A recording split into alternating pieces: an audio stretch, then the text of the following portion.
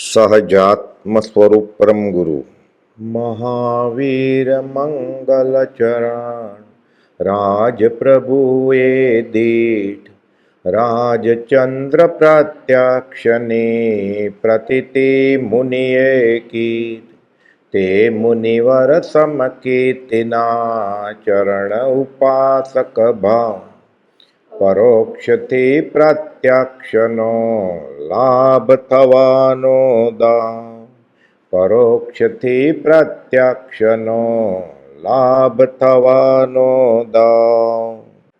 દેવ, ગુરુ અને ધર્મની શ્રદ્ધાને શાસ્ત્રમાં સંકિત કહ્યું છે.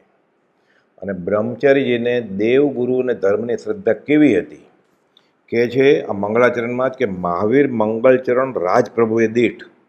એટલે પરમ કૃપાળુદેવે ભગવાન મહાવીરના દર્શન કર્યા અને આત્મા આરાધન ભગવાન મહાવીરના ચરણ સમેત કર્યું. રાજચંદ્ર પ્રત્યક્ષની પ્રતિતિ મુનિએ કીધ. એ પરમ કૃપાળુદેવ પ્રત્યક્ષ પુરુષ, તેની પૂર્ણ પ્રતિતિ પ્રભુશ્રીજીને પ્રથમ મિલનમાં 3 નમસ્કાર સાથે કરી. તે મુનિવર સમકિતના ચરણ ઉપાસક ભાવ. હવે હું ભલે ભગવાન મહાવીરને કે કૃપાળુદેવને રૂબરૂ નથી મળ્યો, પણ એ સમકિતી મુનિના ચરણ ઉપાસક ભાવથી હું કૃપાળુદેવને પ્રત્યક્ષ કરી છે અને આગળ જતા કર્યા. હું દાવ ખેલું છું, દાવ જીતી ગયા. મોટા ભાઈને એક પત્ર લખે છે કે હું સદાને માટે સંસાર છોડીને જાઉં છું સ્વપર કલ્યાણ માટે, અને આ બબુ 5 વર્ષનો તમને સોંપી દઉં છું. તમારા છોકરા સાથે એની ખીચડી કરજો. અને ત્યાં એ પત્રમાં લીટીએ લીટીએ શબ્દે શબ્દે એને દેવગુરુ ધર્મની શ્રદ્ધા કેવી થઈ હતી એ આપણે આ પહેલા પત્રને આધારે જોઈએ. આ પત્ર સુધા એટલે બોધામૃત ભાગ 3માં પહેલો પત્ર છે. દેવગુરુ અને ધર્મની શ્રદ્ધા એ સંકેત. પહેલો મુદ્દો, પોતાનું અને રાજી ખુશીથી સંસાર છોડવા રજા આપનાર ભાઈનું કલ્યાણ થાય તે રસ્તે જવા ભાઈની મંજૂરી માગે છે કે આ કલ્યાણનો માર્ગ, એટલે માર્ગની ઓળખાણ થઈ ગઈ છે કે તમે મને રજા આપશો અને આમાં નિમિત્ત બનશો એટલે તમારું એ કલ્યાણ થશે, મારું તો થવાનું જ છે. બીજો, જીવતા જાગતા સંત પુરુષની દશા ગજા પ્રમાણે મેં સમજી લીધી છે. એટલે સંતની ઓળખાણ, ગુરુની ઓળખાણ થઈ ગઈ છે પ્રભુશ્રીજીની. હજી અંતેવાસી તરીકે રહ્યા નથી, પણ મળ્યા, સત્સંગ સમાગમ કર્યો અને ઓળખાણ થઈ ગઈ છે. હવે ઝૂરણા જાગી છે. પોતાનું જે રસ્તે કલ્યાણ છે તે કરવા ઉત્સાહ આપવા અને ચડતી દશે આગળ વધવા પ્રોત્સાહિત કરવા વિનંતી કરે છે. આ જ માર્ગ છે છૂટવાનો. એટલે આ પત્રમાં આપણે બધા મુદ્દા જોઈએ કે દેવગુરુ ધર્મની શ્રદ્ધા કેવી ઝળહળે છે. મોટાભાઈ પણ કંઈ સાચી વસ્તુ સમજવામાં મદદ થઈ એમ માને તો તેનું કારણ ફક્ત પોતાને જેનો રંગ લાગ્યો છે તે સંત પુરુષ જ છે. એટલે ગુરુનું મહાત્મ્ય વેદાય છે કે તમે મને હા પાડશો તો તમારા કેવા પુણ્યના ઢગલા, આત્માર્થિક પુણ્યના ઢગલા. આંગળી ચીંધવાનું પુણ્ય છે. શ્રી કૃષ્ણ મહારાજે તીર્થંકર નામ કરવા બાંધેલું કે જે કોઈને ભગવાન નેમિનાથના આદેશ પ્રમાણે સર્વસંગ પરિત્યાગ કરવો એ કરો, તેને માતા પિતાને હું રાખીશ, છોકરા કરતાં વધારે રાખીશ. આંગળી ચીંધવાના પુણ્યથી તીર્થંકર નામ કરવા બાંધ્યું અને આવતી 24મીમાં તીર્થંકર તરીકે જન્મશે. પોતાના સઘળા દોષ સાચા સત્પુરુષનો સમાગમ થઈ નીકળી જશે એમ જણાય છે. હવે 7ને શરણે ચોખ્ખા થઈ જવું છે. ગુરુની શ્રદ્ધા. મોટા પુરુષોને માત્ર મોક્ષ જ જોઈએ છે, તેમ પોતાને પણ મોક્ષ મળે તો પાછા પડે તેમ નથી એમ જણાવે છે. માત્ર મોક્ષ અભિલાષ, ખરો ધર્મ, સદ્ધર્મની શ્રદ્ધા. મોક્ષનો માર્ગ જે ધર્મથી મળે અને તે આત્મા કબૂલ કરે તે જ આત્માનો ધર્મ, અંતરંગ શ્રદ્ધા. કે ખરો ધર્મ છૂટવાનો આ છે. બાકી બીજા પોતાના આત્માને છેતરવાના કે બીજાને બતાવવાના ધર્મ ગણાય. ધર્મ તો આત્માના ભાવમાં, ઉત્તમ વિચારમાં, ઉત્તમ આચારમાં, ઉત્તમ વસ્તુની માન્યતામાં રહેલો છે.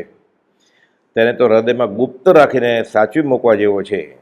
ધર્મી ગણાવું નથી, ધર્મી થવું છે.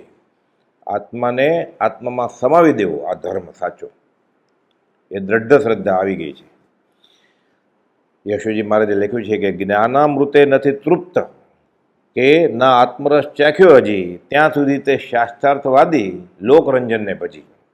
ચિંતામણી જો ઉત્તમ મળે તો કોણ કહેશે ફરી ફરી, જન જન કને જઈ એમ કે ચિંતામણી જો મુજ જરી, મારે કંઈ લોકોને બતાવવું નથી. અને સાચી વસ્તુ મળે પછી એ ગોપવી નાખે. હીરા મુખ સે ના કહે લાખ અમારા મોલ. પ્રમ કુપોદે કહ્યું છે કે પોતાના ગુરુનું નામ અને સ્ત્રીએ પોતાના પતિનું નામ ગોપવવું, એમ આર્ય સંસ્કૃતિના શાસ્ત્રો કહે છે. એટલે પાત્ર હોય તો જ કહેવાય, નહીં તો કહેવાય નહીં. તેમ ધર્મની બધી ચીજો ઘણી કિંમતી ચીજ છે. ખરો ધર્મ તો ધર્મ એ બહુ ગુપ્ત વસ્તુ છે.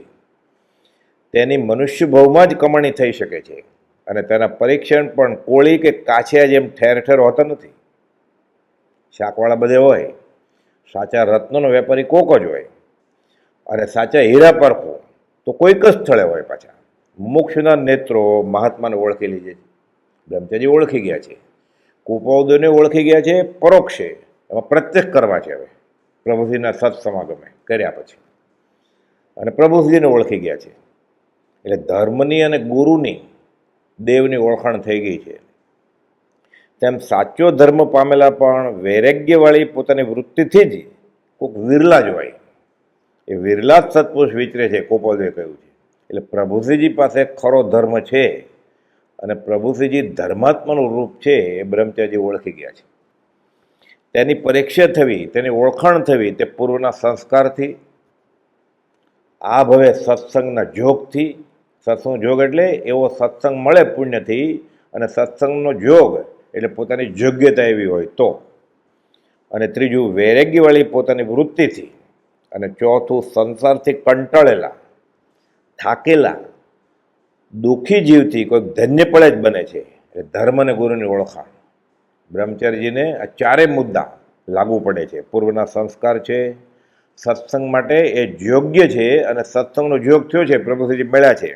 વૈરાગવાળી પોતાની વૃત્તિથી અને સંસારથી હવે કંટાળ્યા છે કે આ નહીં જોઈએ. હવે નિર્વેદ અને સંવેગ બહુ થઈ. હવે તોબા કહે છે મારે કલેક્ટરે નથી બનવું, મને ધનાઢ્ય બનાવો, મને નામના મળો, મોટો અમલદાર, એ નહીં જોઈએ. હવે મોક્ષ માર્ગ આવો દુર્લભ અને કિંમતી સમજાય છે, અને તે જેના હાથમાં આવે, જેને તે સમજાય છે, તેને આ સંસારમાં ગમે તેટલી ભારે અને મોંઘી ગણતી ચીજ પણ લલચાવી શકતી નથી. આત્માથી સૌ હીન, કે પૂર્ણ આત્મ સ્વરૂપ પાસે બધી જ રિદ્ધિ સિદ્ધિ બધા પ્રભાવ જોગ છે. વ્યવહારમાં ઘણું બધું મોટું ગણાય છે, મોટું છે, ચમત્કારિક છે. આત્માથી સૌ હીન. સંસારમાં ગમે તેટલી ભારે અને મોંઘી ગણતી ચીજ પણ આવા પુરુષને લલચાવે નહીં. એને ખબર પડી ગઈ કે આત્મદ્રવ્ય એ સૌથી કિંમતી વસ્તુ છે. અને વ્યવહારમાં બહુ વિચારીએ ને તો જે સારું ગણાય છે, કિંમતી ગણાય છે, એ છેલ્લે દુઃખનો સરવાળો છે. એટલે આમ તો સરખામણી થાય જ નહીં, પણ સરખામણી કરીએ તો પણ આત્માથી સૌ હીન. એ મુજબ પોતાનો દ્રઢ નિર્ણય મોટાભાઈ સમક્ષ મૂકે છે અને ઉત્કૃષ્ટ નિર્વેદ અને સંવેદ પ્રગટ્યો છે. એટલે ધર્મનું રૂપ પ્રગટી ગયું છે. આ સદધર્મ એટલે થયું કે થશે સંકિત એવું છે. બાળ ધૂલી ઘર લીલા સરખી ભવ ચેષ્ટા અહીંયા ભાસરે. જેને ખરો ધર્મ સમજાય છે તેને આ સંસાર અસાર, ખારો અને ખોટો લાગે છે. મને તો જગ લાગ્યો ખારો રહે એવું થાય. પછી નેણ એટલે આંખ, વેણ એટલે વચન અને શેણ એટલે ચેષ્ટા પરથી આ પુરુષ ધર્માત્મા છે. નેણ વેણ ને શેણથી આ મુમુક્ષુના નેત્રોની ઓળખાણ થઈ જાય સત્પુરુષ. કુપોદે લખ્યું છે 254માં, મુમુક્ષુના નેત્રો સત્પુરુષને ઓળખી લે છે. મુમુક્ષુના નેત્રો મહાત્માને પીછાની લે છે. એક ઘડી પણ અન્ય કામ માટે ખોટી થવું તેને માથું વાઢી નાખ્યા જેવું લાગે છે. હવે એને રસ શું હોય, ખબર પડી કે ખોટું જ છે, કે આ રેતીમાંથી તેલ નીકળે નહીં. પછી એને વેઠ જેવું જ લાગે ને, એટલે વિષયારસ વિષમ લાગે. ચેન પડે નહીં સંસારે, જીવન મરણ પણ સરખા લાગે.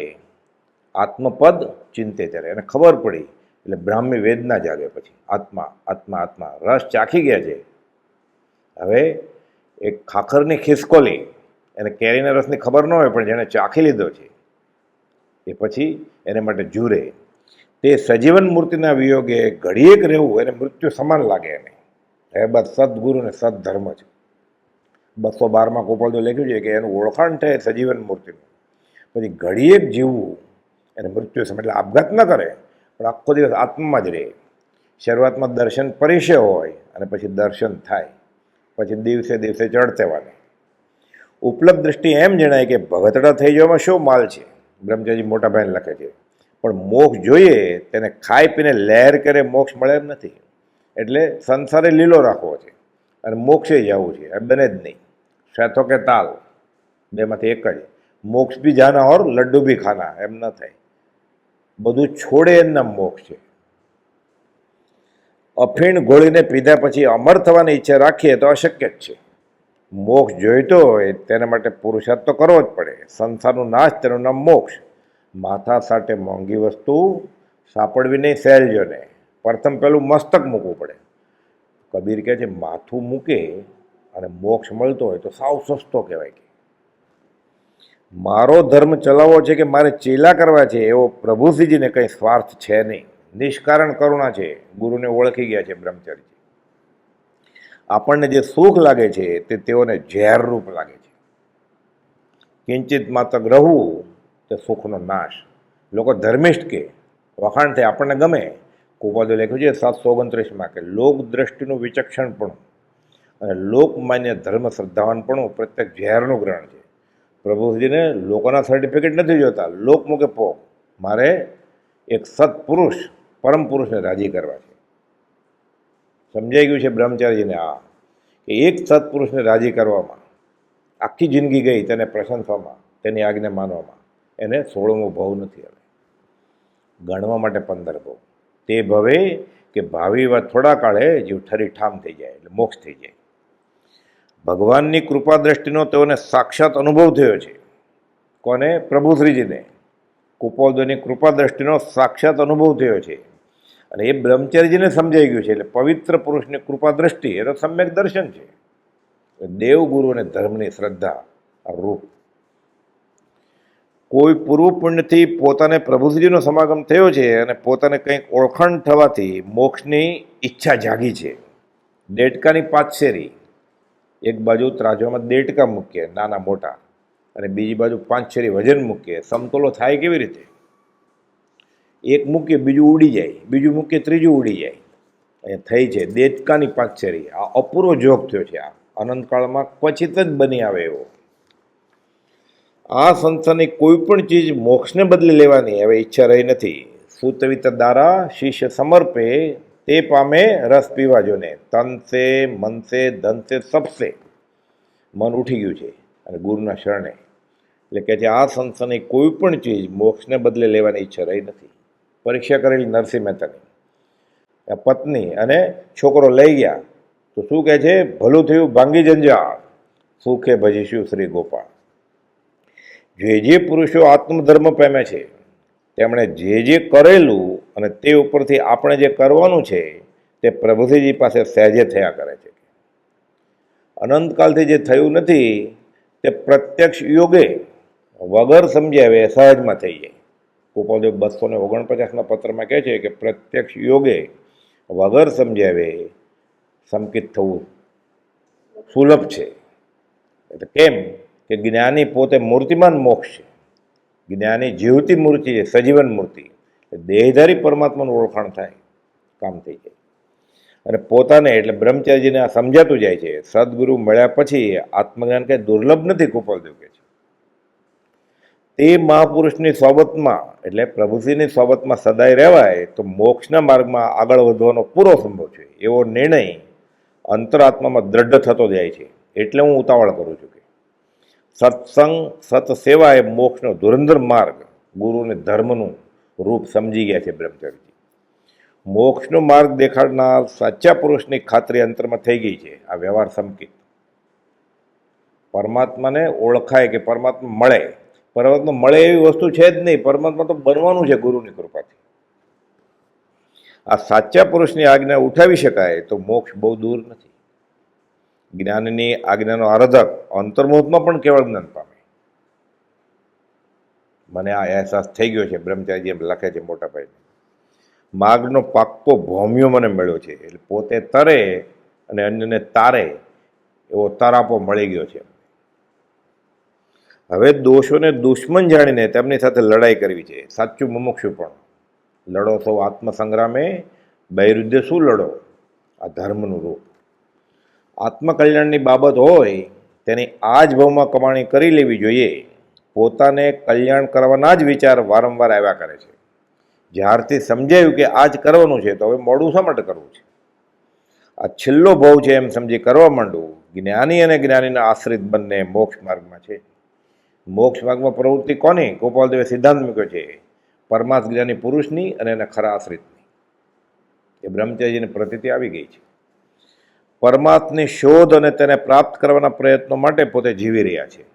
કામ એક આત્માર્થનું, બીજો નહીં મંદ રોગ.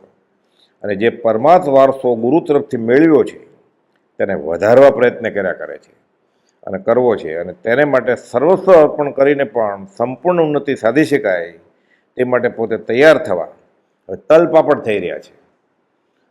ચખવી સમકિત સુખડી, ધર્મ અને ગુરુનું ઓળખાણ થયું, ચાખી લીધું, હવે ભાણે બેસાડે તો કે ને પાતી ઠવી વાટ જોયો છે, હવે થાળી વાટકા ખડખડે છે, જલ્દી પીરસો જલ્દી પીરસો. ચાખી ગયો છે તો હવે ચખવી સમકિત સુખડી, સમકિતનો રસ મળી ગયો છે, હવે ધરાઈને ખાવું છે. પોતાને ઈચ્છિત કામ પૂરું કરવામાં જરૂરનો માર્ગ બતાવનાર સદગુરુની ખાતરી થઈ ચૂકી છે. એટલે આ સદદેવ, સદધર્મ, સદગુરુની ઓળખાણ, આ મુદ્દા જોઈએ છે આપણે. તેમણે એટલે પ્રભુજીએ બતાવેલ માર્ગે ચાલતા પોતે થાકે એમ નથી, કે થોડો લાભ મળતા સંતોષ પામી અટકે તેમ નથી, હવે તો પૂર્ણતા પામી છે. એકવાર કુટુંબ બબુ એટલે પોતાનો ન માયો પુત્ર અને પોતાના દેહ સંબંધીની ચિંતા છોડવાનો નિશ્ચય થયો, ત્યાર પછી કોઈ કાળે તે નહીં જ સાંભળે એવી સ્થિતિ સદગુરુ કૃપાથી એટલે પ્રભુજીની કૃપાથી પોતાને પ્રાપ્ત થશે એમ વિશ્વાસ છે. કે આને શરણે હું જાશ એટલે પછી હું દેહ સામું નહીં જોઉં. દેહ જો પોતાનો નથી, દેહાદી સંબંધી પોતાના ક્યાં છે? પછી આ મને થશે જ આ પુરુષના આશ્રય અને શરણથી. કે વધુ સુખ મળે તો પણ તેમાં હું ઘેરાઈ નહીં જાઉં, કાંઈ વ્યવહારિક સુખ મળશે, માન મળશે, એમાં લપેટે નહીં જાઉં. આવી સદગુરુ કૃપાથી મને તાલીમ મળશે એવી પણ દ્રઢ શ્રદ્ધા છે. હવે અપુનરાવૃત્તિ, હવે અહીંયાથી હું પાછો નહીં વળું. આગે કદમ, હવે પાછા જવા રસ્તો નથી. આ ગુરુ અને ધર્મની શ્રદ્ધા. પરમાર્થના નિમિત્તભૂત એવા નિસ્પૃહી અને આત્માના પ્રગટ અનુભવવાળા સદગુરુની જરૂર હતી, તે જ યોગ મને પ્રાપ્ત થયો છે. એટલે આપતા અને પ્રાપ્ત, જેને આત્મા હાંસલ છે તે, અને એ આપતા હોવા જોઈએ પાછા, જેના ઉપર વિશ્વાસ રાખી શકાય. પ્રભુજીજી કે બંને છે. કુપોદેવે આ 777માં પત્રમાં લખ્યું છે કે આપતા અને પ્રાપ્ત પુરુષની પ્રાપ્તિ અનાદિકાળથી આજ સુધીમાં જીવને મળ્યું નથી. મળ્યું હોય તો ઓળખ્યો નથી, એટલે ન જ મળ્યા બરોબર. એ મને થઈ ગયું છે બ્રહ્મચારી કે. કુટુંબને સદાને માટે છોડી પોતે મોટી જાત્રાએ, મોક્ષ માર્ગની જાત્રાએ જવા ઈચ્છે છે. કે ડુંગરા બહુ ચડ્યા, બધી નદીએ નાયા, મંદિરે મંદિરે દેવડા કર્યા, હવે મારે સાચી જાત્રા કરવી છે. કે ફરીવાર 14 લોકની જાત્રા સદાને માટે મટી જાય. પછી કાશી જઈ શાસ્ત્ર ભણવાની, કે આશ્રમમાં પૂંજો વળવાનું એટલે કચરો વળવાનું, કે ઘંટ વગાડવાનું નાનું કામ આપે, તેનાથી પૂરેપૂરો સંતોષ મને વિદ્યા છે. કેમ? કે કોણે આજ્ઞા આપી છે? જ્ઞાનીએ. એટલે આજ્ઞા ગુરુનામ અવિચારણીયા, અને પોતાનું કલ્યાણ એ સત્પુરુષની આજ્ઞા ઉઠાવવામાં છે. આજ્ઞા રુચિ સંકિત કહેવાય. આ જેને અંદરનો રણકાર જાગે કે મારે ગુરુની આજ્ઞા માથે ઉઠાવી છે, ગમે તેવી હોય, નાની મોટી કંઈ છે જ નહીં, ગુરુની નાની આજ્ઞા મોક્ષનું કારણ થાય. એટલે કહે છે કે મને આ આજ્ઞા મળી જાય એને માટે ઝૂરણા જાગી છે, તલપાપડ થાય છે. આજ્ઞા રુચિ સંકિત, બી રોપાઈ ગયું. આણાએ ધમ્મો, આણાએ તવો. પોતાનું આત્મિત થાય તેવી આજ્ઞા કરવા તેઓ સમર્થ છે. કોણ? પ્રભુજીજી સમર્થ છે. અને તેવી શ્રદ્ધા મને અંતરમાં જાગી ગઈ છે. જેની પાસેથી ધર્મ માગવો તેની ઓળખાણ થઈ ગઈ છે. વચનામૃત 466નું પેટલાદના પત્રનું પહેલું વાક્ય, કે જેની પાસેથી ધર્મ માગવો તેની પાસે છે. હા છે, એટલે મૂળ ઓળખાણ થઈ ગયા. એક વખત નિશ્ચય કરેલો ફરવો મુશ્કેલ છે, તે પોતાનો સ્વભાવ છે એમ ખુલાસો કરે છે. કે હું તમારી રજા માગું છું વ્યવહાર વિનય ખાતર, પણ તમને તો ખબર જ છે કે હું એકવાર નિર્ણય લઉં પછી એમાં ફેરફાર કરતો નથી, બાંધછોડને અવકાશ નથી. પહેલાં વિચારવાનું, વિચાર્યું પછી ઝંપલાવ્યું, પછી હવે પાછા જવાનો રસ્તો નથી. એટલે મેં એક વખત નિશ્ચય કર્યો એ હું ફેરવતો નથી, એ તમને ખબર છે કે મારો આ સ્વભાવ છે, અને ભૂતકાળમાં આવા પ્રસંગો તેની સાખ આપે છે કે હવે પાછા જવા રસ્તો નથી, મોક્ષ માર્ગની દ્રઢતા જાગી છે, એટલે ઓળખાણ થઈ ગયું છે સદ્ધર્મનું. મારે વહેલું મરી લેવું છે, એટલે જે ચિંતા મર્યા પછી થવાની તે પહેલેથી થવાની હોય તેટલી થઈ જાય અને વહેલું પતી જાય. પરમ કુપોલદેવ કહ્યું છે વચનામૃત 21:81 બોલમાં કે એકવાર જીવતા મરાય તો ફરી મરવું ન પડે એવું મરણ ઈશ્વરજ્ઞ છે. જીવતા જીવે મરી જાય એટલે મરતા આવડી જાય, મરતા આવડી જાય અને સમાધિ મરણ થાય. સમાધિ મરણ થાય એ જીવને પછી બધા અસમાધિ મરણ ટળી જાય, જીવ અમર થઈ જાય થોડા વખતમાં. જે વસ્તુ માલ વગરની છે તેમાં ને તેમાં જ ગોચલા ગણવા એટલે ટાઈમપાસ કરવો એમ, તેના તે વિચારોમાં ગૂંચાયા કરવું તે અસહ્ય લાગે છે. હવે ખબર છે કે આ કંઈક કામનું જ નથી મારે, એમાં કાળક્ષેપ જેવું થાય છે. તેમાં જીવું તે સાક્ષાત મરણ દેખાય છે. તપ્ત લોહપદ ધૃતિ સમીજી ત્યાં હોય અંતે નિવૃત્તિ. તપેલા લોઢા ઉપર પગ રાખે, ક્યારે ઉઠેલો ક્યારે ઉઠેલો, એમ સંસાર એને ઝેર જેવો લાગે છે. ક્યાંથી ક્યારે છૂટું ક્યારે છૂટું, હવે એવું થાય છે એને.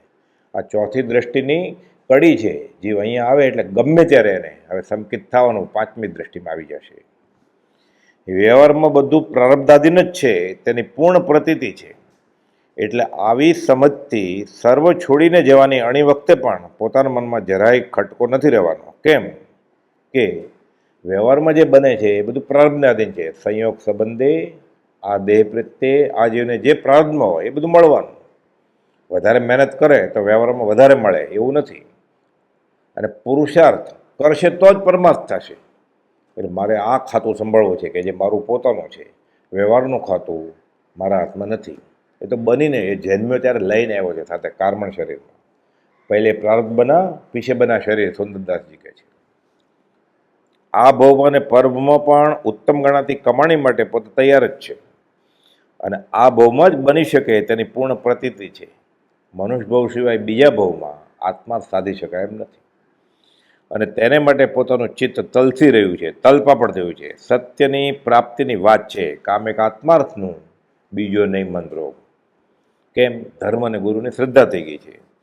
લખે છે છેલ્લે, આ છેવટની વાત છે, અને પોતાને કુટુંબીઓ કે સમાજ વચમાં આવે તો પણ પોતાને મન તો આમ જ કરવું તે નિશ્ચય જ છે, એટલે ખાસ વાંધો નથી એમ પોતાનો અંતરમાં કરેલ દ્રઢ નિશ્ચય પ્રગટ કરી દે છે. સંગ છોડે અસંગ થવાય એ સહેજે સમજાય એમ છે. એટલે છેલ્લે લખે છે પત્રમાં કે મારો આ ભીષ્મ પ્રતિજ્ઞા જેવો નિર્ણય છે, એટલે હું કાંઈ બાંધછોડ કરું એમ નથી. એટલે તમારે મને છૂટ આપવી જ રહી કે દેવગુરુ અને ધર્મની શ્રદ્ધા થઈ એટલે સંકિત થઈ જ ગયું છે.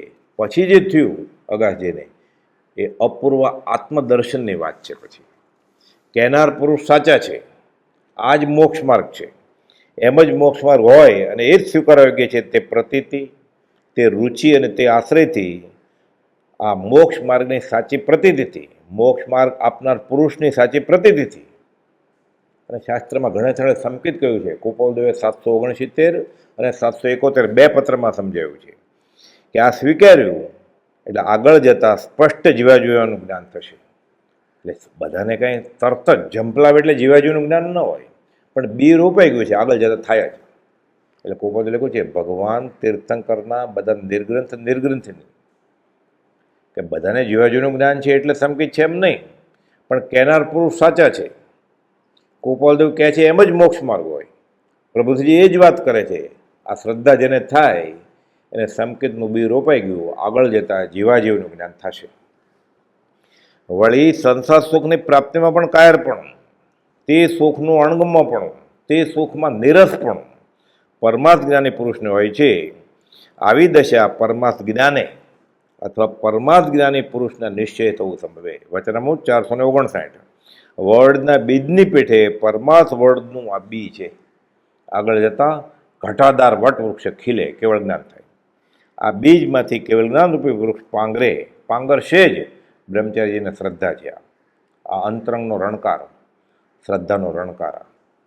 ઉપરોક્ત પત્રને આધારે પૂજ્ય બ્રહ્મચારીજીને અગાસ આશ્રમમાં સ્થાયી થયા પ્રથમ જ આ બી રોપાઈ ચૂક્યું હતું. આ બોધ બીજ, આજ્ઞારુચિ સંકિત, આ બોધ બીજ એ સહજ સમજાય છે. આગળ જતાં એ બીજ પાંગર્યું અને તે આત્માનુભવ ક્યાં સુધી પહોંચ્યો આગળ જતાં જતાં છેલ્લે તો સંકિત તો થયું, પ્રભુજીએ જાહેરમાં કહ્યું અને આગળ જતો અભેદ દશા આવી એ પોતે હસ્ત નોંધમાં લખે છે. અને ઊભા ઊભા ભગવાન પાર્શ્વનાથની જેમ કુપોદના ચિત્રપટ સામે દેહ છોડ્યો, કહીને બધાને પૂર્ણ ઓળખાણ.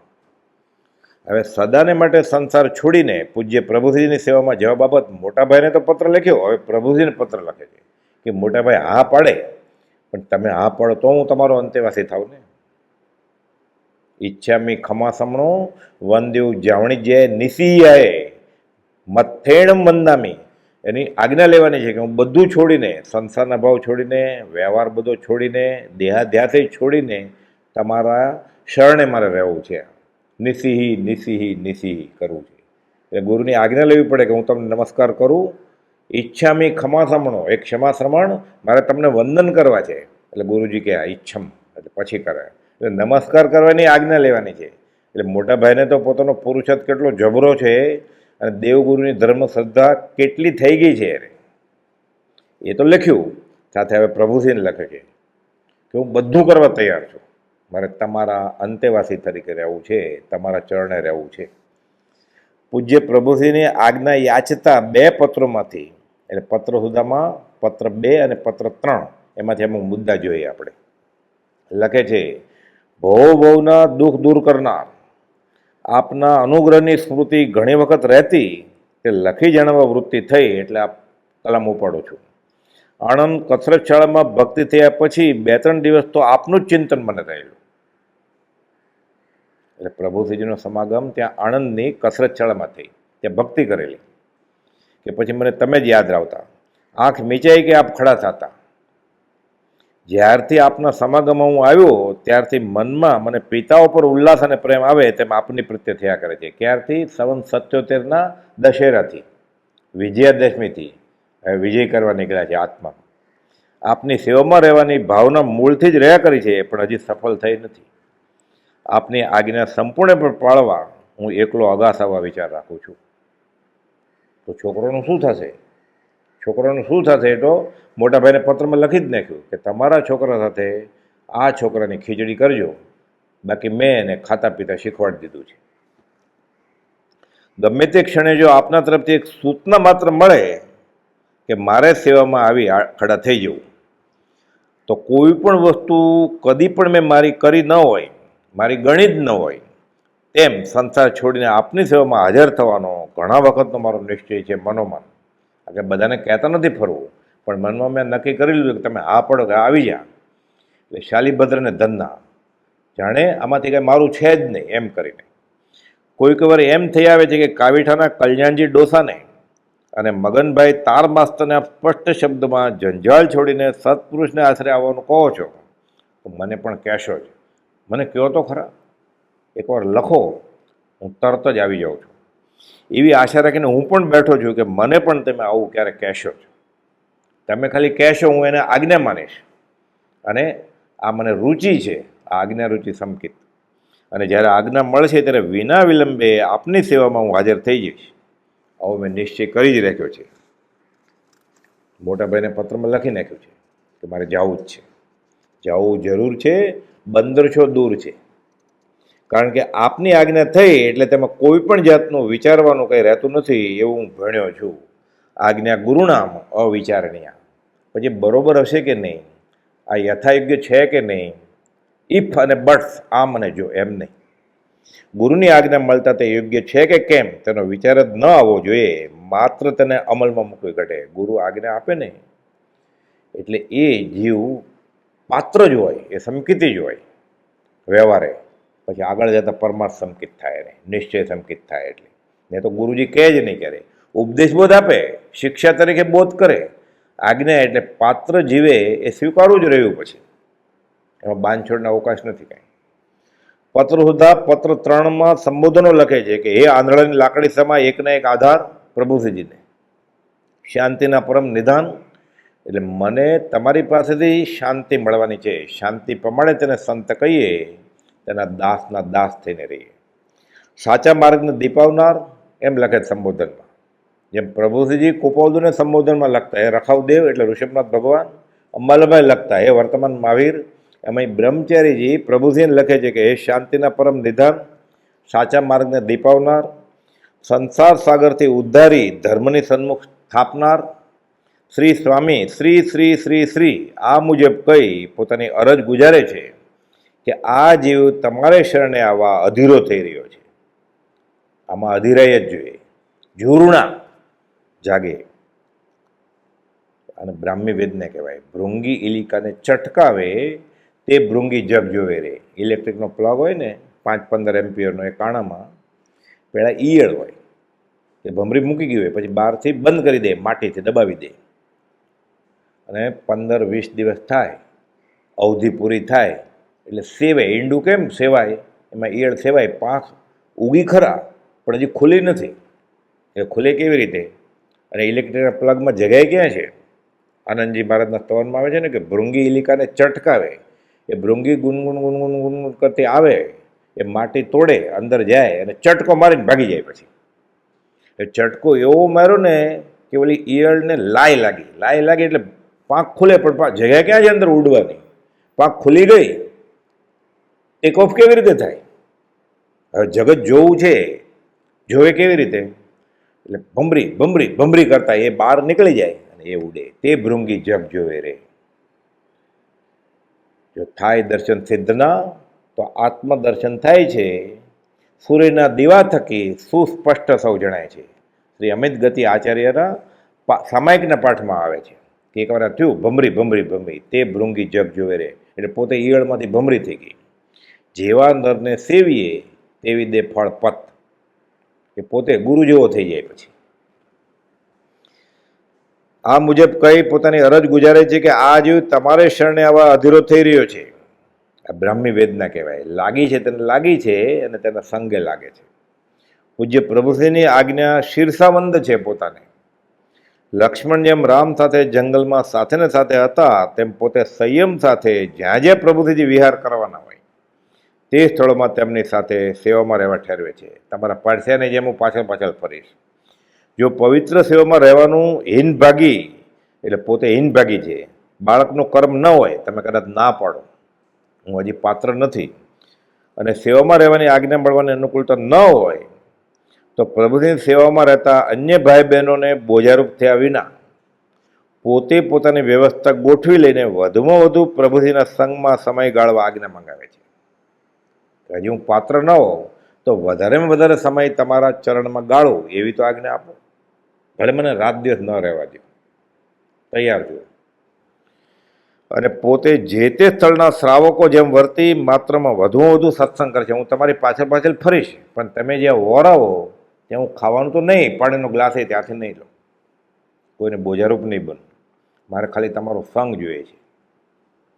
સર્વ ક્રિયા પૂજ્ય પ્રભુશ્રીની આજ્ઞા અનુસાર કરવા ધારે છે, અને 12 માસ એ મુજબ ગાળી પછી હું તૈયાર થઈ જાઉં એમ તમને લાગે તો મને અંતેવાસી થવા દેજો. પછી બાકીની જિંદગી એ મુજબ ગાળવાના ભાવ છે. પોતાને લક્ષ્ય માત્ર સંતની પ્રભુશ્રીની આજ્ઞા ઉઠાવવાની છે.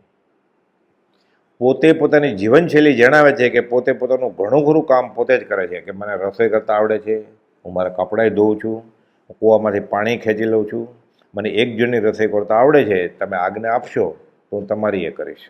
લક્ષ્ય માત્ર પ્રભુશ્રીની આજ્ઞા ઉઠાવવાનો છે. કેમ કે કામ એક આત્માર્થનું હવે મટાડવો છે. ભવરોગ અને ભાવરોગ મટાડવો છે. એને ખબર પડી કે મને આ રોગ છે અનાદિકાળનો. એને એ પણ ખબર પડી કે આ સાચા ધન્વંતરી આત્મભ્રાંતિ નામના રોગને હટાવનાર સાચા ધન્વંતરી મને મળી ગયા છે, એટલે મારે તમારી પાસે ઈલાજ કરાવડાવવો છે. આ શ્રમણ ઉપાસક દશા કેમ? રાજને ઓળખીને રાજને બદનાર. સ્વામી ગુણ ઓળખી સ્વામીને જે ભજે, દર્શન શુદ્ધતા તેહ પામે. આ થઈ જાય તો પછી શું થાય આગળ? પુરુષાર્થ કરે તો જ્ઞાન ચારિત્ર તપ વીર્ય ઉલ્લાસથી કર્મજી પીવસે મુક્તિધામે. બ્રહ્મચર્યને આ થઈ ગયું છે કે સ્વામી એટલે પ્રભુશ્રીજીને ઓળખી ગયા છે. એના ગુણને ઓળખીને એને જે ભજે એને દર્શન શુદ્ધતા થાય, પોતાનું દર્શન એ નિર્મળ થતું જાય. જ્ઞાન ચારિત્ર તપ વીર્ય ઉલ્લાસથી. જ્ઞાન તો ગુરુજી આપે જ છે, શ્રદ્ધા થઈ ગઈ છે, એ જે કહે છે એ સાચું જ છે, એટલે ખરું ચારિત્ર આપશે, કેમ કે એની આજ્ઞાએ વર્તા એને સમ્યક ચારિત્ર મળશે.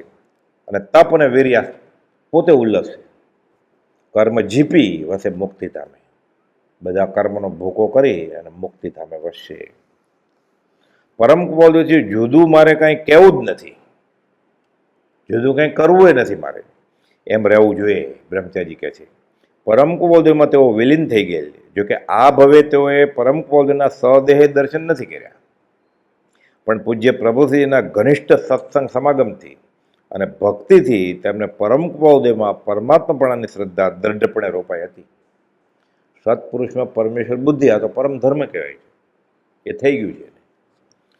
ચારિત્ર મોહનીને ટાળવામાં તેમણે પાછીપાની નથી કરી. અંગૂઠો ટ્રેનના દરવાજામાં આવી જવાથી કચરાઈ ગયેલો એકવાર, નખ દરવાજાને ચોંટી ગયો, અવાજ નહીં, ફરિયાદ નહીં. જેણે કોઈ ભૂલ કરી છે સાંભળે, એની સાથે કોઈ ઝઘડો ટંટો નહીં, કોઈ ફરિયાદ નહીં. જેની ભૂલ હતી તેને કંઈ કહ્યું પણ નહીં. સ્વ આશ્રયના હિમાયતી જેમ મને તેમ પરની મદદ લેતા જ નહીં. થયું તે થયું, વ્યવહારમાં આવે. દીનતા ન કરવી એ જીવન મંત્ર હતો તેમનો. આગળ ઉપર આપણે જોઈશું, મગન બાપાને 20 વર્ષનો ઘનિષ્ઠ સત્સંગ. મગન બાપા કહેતા કે અમને એક જ વસ્તુ એને શીખવાડી છે કે દીનતા નહીં કરવાની વ્યવહારમાં. જમણી આંખે તદ્દન અંધાપો, મુંબઈ જઈને ઈલાજ કરવા વિનંતીનો નમ્રતાપૂર્વક ઇનકાર કર્યો. શા માટે? અંધારી પ્રદેશમાં ઈલાજ કરવા માટે મારે આવવું નથી, કે તમારો આભાર, તમારી લાગણી બધા. મારા દુશ્મનને પણ અંધારી પ્રદેશમાં ન જવું પડે, આ ભાવ થઈ ગયો છે. ઈડર, આબુ, ગિરનાર ઇત્યાદિ સ્થળોએ યાત્રાએ જાય ત્યારે ભયંકર વન અને ગુફાઓમાં છાનામાના રાત્રિઓ ગળી આવે. એકાકી વિચારતો, વળી સ્મશાનમાં, વળી પર્વતમાં વાઘસિંહ સંયોગ, અડોલ આસન ને મનમાં એક શોભતા. કેમ? પરમ મિત્રનો જાણે પામ્યા યોગજો, આત્મા અસલ થઈ ગયો છે, અસંગ થઈ જાય ભાવથી. સીમડા નિવાસ દરમિયાન તો રાત્રિઓ ઉપરા ઉપરી કેવી રીતે વિતાવે? કાયોત્સરમાં અડધી રાત્રિએ ઉઠે, 3 વાગે ઉઠે, 3:30 વાગે ઉઠે. કાવસદમાં જો જોલું આવ્યું તો બીજા માળ જેટલું ઊંચું હોય, ઊભો હોય અડાળામાં, બોર્ડર ઉપર પડે, નીચે પતરા ઉપરથી ખાડામાં રામ રમી જાય. કાયોત્સરમાં રાત્રિ વ્યતીત કરે. અને નોધારા સ્થળે અહીં આવું કેમ થયું? કોઈ પૂછ્યું, સીમાડા કેમ આવું થયું? કે તો કહે છે, અગાધ ક્ષેત્રે પૂતગલની અથડામણી. એટલે કર્મ પૂતગલ, શરીર પૂતગલ, પોતાનો ઉદય આવેલા કર્મ પૂતગલ, એ ઉપસર્ગ કરનારે પૂતગલ. જળની રમત છે કે આવા કસોટી કાળે તો ગહન વિષય સમાધિ શતક અને યોગ વાસિષ્ઠ, લઘુ યોગ વાસિષ્ઠ ગ્રંથ, બંને ગ્રંથોના સંયુક્ત સંકલ્પ રૂપે ગ્રંથ યુગલની રચના કરી. પરમ કવિનું વચન છે કે એવી વિલક્ષણ સ આનંદ આશ્ચર્યકારક વૃત્તિ ઉદ્ભવતી કે શાતા કરતા અશાતાનો ઉદય સંપ્રાપ્ત થઈ, અને તેમાં પણ તીવ્રપણે તે ઉદય સંપ્રાપ્ત થઈ, તેમનું વીર્ય વિશેષપણે જાગૃત થતું, ઉલ્લસિત થતું, અને તે સમય કલ્યાણકારી અધિકપણે સમજાતો. 913મા પત્રમાં ગોપાલદેવ કહે છે કે તકલીફ હોય ને ત્યારે સાચા સાધકનું વીર્ય વધારે ઉલ્લસિત થાય. વીર્ય ઉલ્લસિત જ હોય, તકલીફ પડે ત્યારે વધારે ઉલ્લસિત થાય. કહે છે કે આ સમય વધારે કલ્યાણકારી સમજાતો. વિચારવાન ઉત્તમ પુરુષો અને તેવા મહત પુરુષોને, એટલે બ્રહ્મચારીજી ગોપાલદેવના આ 913મા પત્રને આધારે વિચારવાને છે, ઉત્તમે છે અને મહત પુરુષ છે. મુખ્યપણે તેઓ પરમ ઉપશપને જ ઉપાસતા. એટલે વ્યવહારમાં ઈલાજ છે, રોગનો ઈલાજ છે, દવાઈ છે, પણ સાચી દવા કઈ? ઉપશમ. એ બ્રહ્મચારીજીને હાંસલ થયેલું. ઉપશમ હાંસલ થાય, દબાવી રાખે, ઉપશમ સંકિત થાય, જ્ઞાની મળે ગમે ત્યારે ક્ષાયિક થઈ જાય. પછી એ બ્રહ્મચારીજીને પ્રભુશ્રીજીની અને પ્રભુશ્રીના માધ્યમ દ્વારા ગોપાલદેવની ઓળખાણ થઈ ગઈ છે. એટલે દેવગુરુ ધર્મની શ્રદ્ધા આવી ગઈ છે, સંકિત થઈ ગયું છે. ક્યારે? અગાસ આશ્રમમાં પ્રભુશ્રીજીના અંતેવાસી થયા પહેલાં. પછી શું થયું એ આપણે અવસરે જોઈશું. સહજાત્મ સ્વરૂપ પરમ ગુરુ.